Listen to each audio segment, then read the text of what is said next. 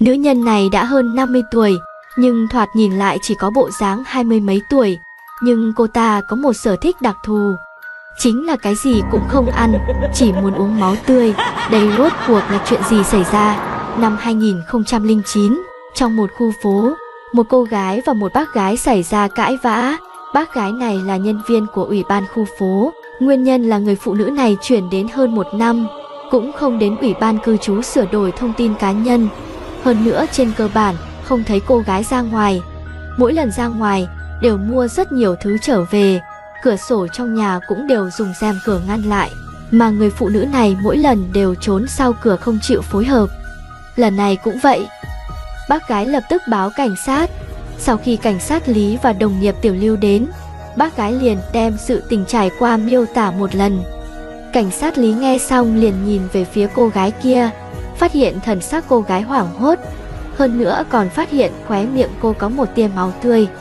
Nhưng cảnh sát Lý cũng không suy nghĩ nhiều, lập tức bảo cô gái xuất trình chứng minh thư. Nữ nhân nghe đến đó nhất thời kinh hoàng không thôi, vừa nói thân thể không thoải mái, vừa nói bị mất, còn chưa kịp đi làm lại. Được rồi, tóm lại chính là không chịu lấy ra. Mà cảnh sát Lý lại nhìn ra trong ánh mắt cô gái bối rối, liền nói đi vào kiểm tra một chút. Mà cô gái kia đột nhiên giống như sù lông, đưa tay ý đồ ngăn cản cảnh sát Lý vào trong. Nhưng cảnh sát Lý cũng không để cô ta ngăn cản, liền đẩy cô ta ra và đi vào. Điều này rõ ràng có vấn đề. Nhưng cảnh sát Lý bước vào phòng lại không tìm thấy bất kỳ điều gì đáng ngờ. Khi cảnh sát Lý chuẩn bị rời đi, đột nhiên phát hiện tủ quần áo bên cạnh bày biện có chút lệch lạc, sau đó liền đi tới. Nữ nhân phía sau nhìn thấy nhất thời sợ tới mức ngã xuống đất. Cảnh sát Lý đẩy tủ quần áo ra, phát hiện bên trong có một cửa ngầm, quả nhiên có vấn đề.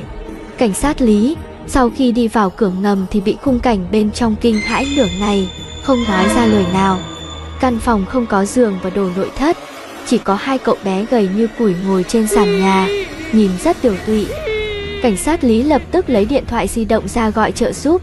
Trải qua thẩm vấn được biết, cô gái tên là Mai Nhân Diệu, năm nay 55 tuổi, nhưng nhìn bộ dáng của cô nhiều nhất chỉ khoảng 20 tuổi.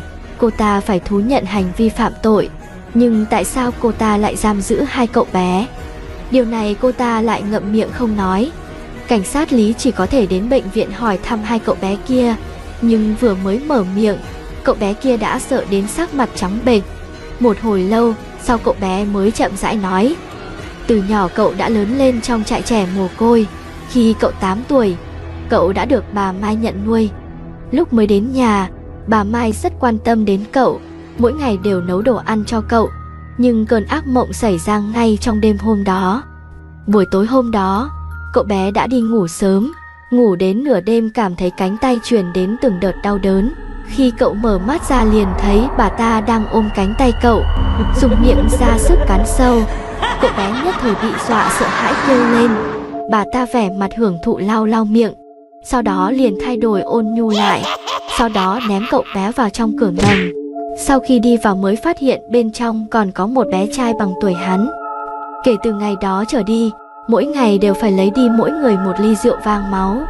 Mặc dù cậu bé đã nghĩ đến việc phản kháng, nhưng nhìn thấy sự dữ tợn của bà ta, cậu ta đã từ bỏ ý tưởng phản kháng.